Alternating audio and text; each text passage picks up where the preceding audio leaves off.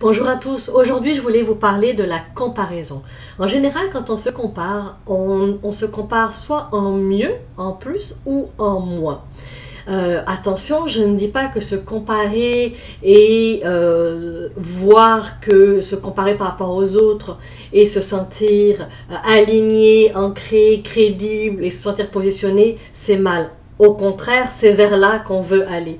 Cependant, si on est dans je suis le meilleur, je me crois meilleur, et donc je finis par critiquer les autres, juger les autres, et parfois manquer de tolérance parce que je fais ça et donc les autres sont moins bons. Là, je dirais que la comparaison en plus n'est pas l'idéal parce que c'est rabaisser les gens, c'est les critiquer, ce n'est pas juste et ce n'est pas la bonne manière de le ressentir et de le vivre. De l'autre côté, lorsqu'on est dans le moins, où on va se comparer, mais on va se sentir inférieur, on va se sentir inférieur par rapport aux autres, par rapport à nos collègues de travail, par rapport à des amis, par rapport à nos conjoints.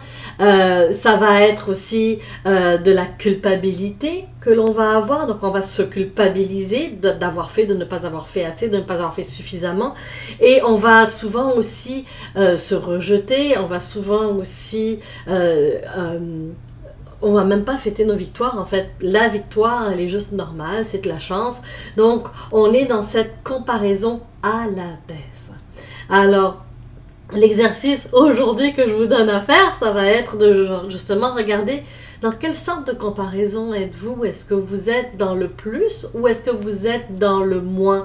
La majorité des personnes que j'accompagne sont beaucoup dans le moins où elles ne sont pas capables de voir leur juste valeur et se comparent énormément et ne voient pas du tout les belles personnes qu'elles sont.